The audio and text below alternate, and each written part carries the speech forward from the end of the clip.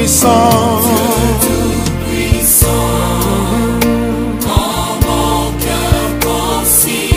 quand mon cœur considère tout l'univers,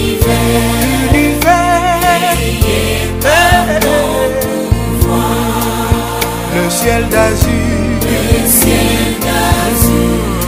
les éclairs, le tonnerre, l'éclair matin, ou les ombres. Alors tout mon cœur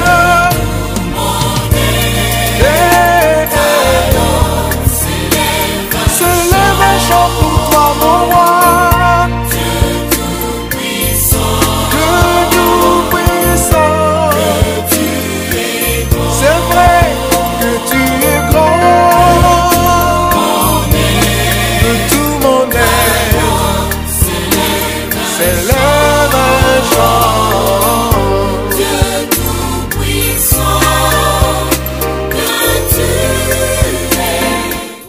Frères et sœurs dans le Seigneur, Shalom. La parole de Dieu qui fera l'objet de notre prédication de ce matin est tirée de l'évangile de Jésus selon Matthieu au chapitre 10, les versets 26 à 33. Nous lisons: Il suffit aux disciples d'être traités comme son maître et aux serviteurs comme son Seigneur. S'ils ont appelé les maîtres de la maison Belzéboul, à combien plus forte raison appelleront-ils ainsi les gens de sa maison? Ne les craignez donc point, car il n'y a rien de caché qui ne doive être découvert, ni de secret qui ne doivent être connus. Ce que je vous dis dans les ténèbres, dites-le en plein jour. Et ce qui vous est dit à l'oreille, prêchez-le sur le toit. Ne craignez pas ceux qui tuent le corps et qui ne peuvent pas tuer l'âme. Craignez plutôt celui qui peut faire périr l'âme et le corps dans la guéhenne. Ne vantons pas des passereaux pour un sou. Cependant, il n'en tombe pas un à terre sans la volonté de votre Père. Et même les cheveux de votre tête sont tous comptés. Ne craignez donc au point, vous valez plus que beaucoup de passereaux. C'est pourquoi quiconque me confessera devant les hommes, je le confesserai aussi devant mon Père qui est dans les cieux. Mais quiconque ne régnera devant les hommes, je le régnerai aussi devant mon Père qui est dans les cieux. Frères et sœurs, dans les évangiles qui sont des écrits qui veulent nous résumer l'activité et le message de Jésus, on suit un certain plan et on vise aussi tout ce qui s'attache à la personne de Jésus, cet homme puissant. L'évangile de Matthieu a eu plusieurs versions, semble-t-il, et celle qui nous est restée s'adresse avant tout aux Juifs convertis à la foi chrétienne. Dans les textes que nous avons lus ce matin, celui de Matthieu au chapitre 10, les versets 26 à 33, nous sommes dans le plan de Matthieu à ce que les experts appellent le discours aux disciples. On y a rassemblé dans ce discours non seulement un long entretien, mais aussi et surtout plusieurs observations prononcées en diverses circonstances concernant l'attitude des disciples dans leur mission de porter la bonne nouvelle jusqu'aux extrémités de la terre. L'évangile d'aujourd'hui met ensemble des conseils que Jésus a donnés en diverses occasions. Ces conseils pourraient avoir comme thème « Ne craignez pas » ou « Soyez sans crainte ». Les paroles de Jésus nous projettent dans des situations inédites qui attendent ses disciples. Il les a envoyés proclamer la bonne nouvelle du salut, mais il tient à les avertir des difficultés et des obstacles qu'ils rencontreront.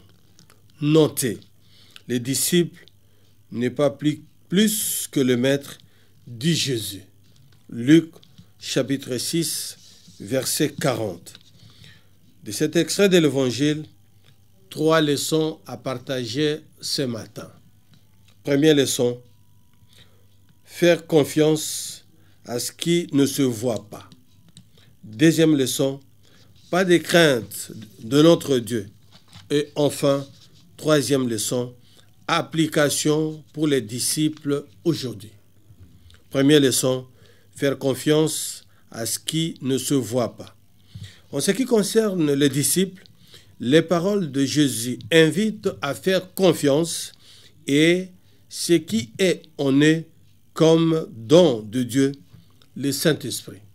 Écoutez ce que dit Jésus. Rien n'est voilé qui ne sera dévoilé, rien n'est caché qui ne sera connu. Ce que je vous dis dans les ténèbres, dites-le en pleine lumière. Avons-nous entendu il y a un instant? En d'autres termes, ce qui est là n'est pas toujours visible au grand jour. Les débuts d'une semence sont modestes, cachés. Combien d'ouvriers, de futurs ingénieurs, d'hommes d'affaires talentueux dans ces jeunes qui sont avec nous? Ce qu'il y a en eux n'est pas encore révélé et pourtant la semence est là. Il en est ainsi de la bonne nouvelle lorsqu'elle a été accueillie comme une semence. On n'en voit pas toujours les fruits. Parfois même, elle semble écrasée. Elle suscite les oppositions. Elle provoque. Mais elle est bien présente. Elle est là. Ce qui est là, dans les secrets, même si on ne le voit pas, est présent. C'est souvent là que se vit la vraie vie, les secrets de nos cœurs, de notre générosité, de notre amour qui sera révélé un jour.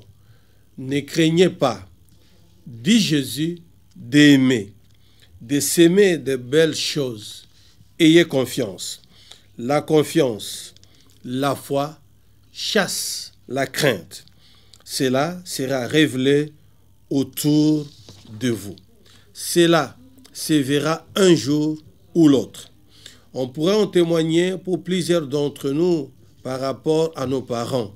Leur amour de couple a été une inspiration, leur dévouement pour leur famille aussi. Et combien d'autres personnes de divers horizons, de diverses conditions, d'époques différentes. Les parents de Jésus en est un bel exemple.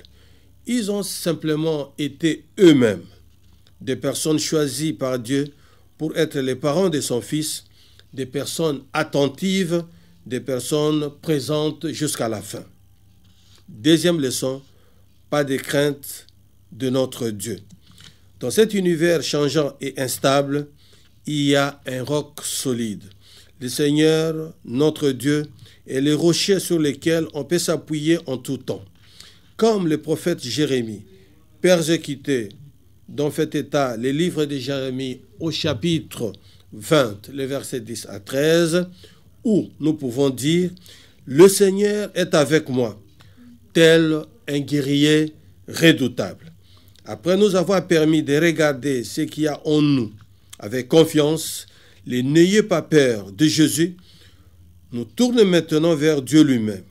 Ne craignez pas, nous répète Jésus ce matin, votre Dieu, celui en qui vous croyez, est un Dieu de bonté et de miséricorde. Vous pouvez vous fier à lui en tout temps et lui faire confiance. Notre Dieu n'est pas seulement un Dieu de majesté, un Dieu grand qui sait juger ce qu'il y a en nous, qui rétribue nos bons coups et qui est juste, mais il est aussi un Père, proche et familier. Il nous soutient, il croit en nous, il veut notre bien. Il ne cherche pas à nous écraser, au contraire, il s'intéresse à tout, même à nos cheveux. Nos plus petits soucis ne lui sont pas étrangers. Quant à vous, dit Jésus, même les cheveux de votre tête sont tous comptés. Soyez donc sans crainte. Vous valez bien plus qu'une multitude de moineaux. Matthieu chapitre 10, versets 30 et 31. Les paroles de Jésus ici témoignent vivement la confiance et l'abandon sans crainte. 3. Application pour les disciples aujourd'hui. Dans la troisième partie de l'évangile d'aujourd'hui, Jésus nous fait une promesse. Je cite, « Celui qui se prononcera pour moi devant les hommes, moi aussi je me prononcerai pour lui devant mon Père qui est dans les cieux. » En d'autres mots, Jésus nous dit, « Ne craignez pas de vous prononcer pour moi dans vos milieux de vie, au travail, dans vos familles, à la maison. Ne craignez pas de témoigner de votre foi, de vos valeurs, de ce qui est beau et grand pour vous. Dites-le, même si parfois ce n'est pas entendu. » C'est cela, confesser Jésus et confesser Jésus publiquement. Bien sûr, nous ne subirons pas, sans doute, le martyre pour le simple fait que nous sommes baptisés. Mais il peut nous arriver d'éprouver toutes sortes d'ennuis à cause de notre foi à la face du monde. Ainsi, venir au culte, faire présenter ses enfants, participer à la préparation de leur baptême et autres, peut en faire sourire quelques-uns qui ne croient pas à ces démarches.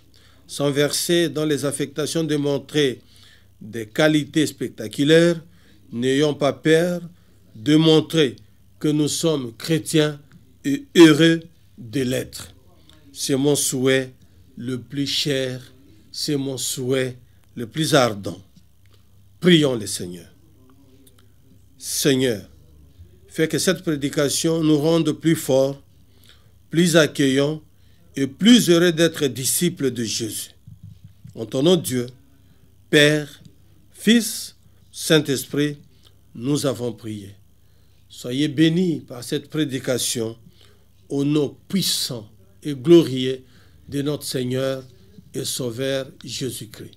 Révérend docteur Raymond Anguedou Mungenzo, contact 081 56 76 76 8 081 56 76 76 8. Bonne journée dominicale à toutes et à tous. Amen.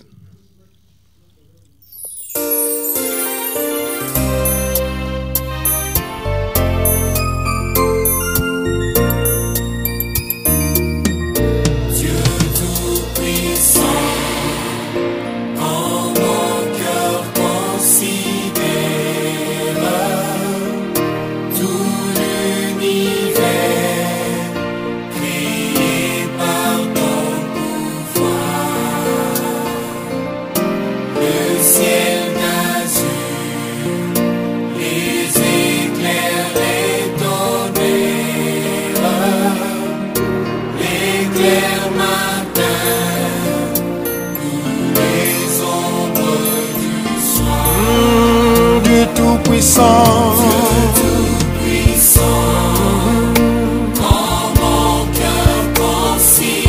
quand mon cœur considère tout l'univers,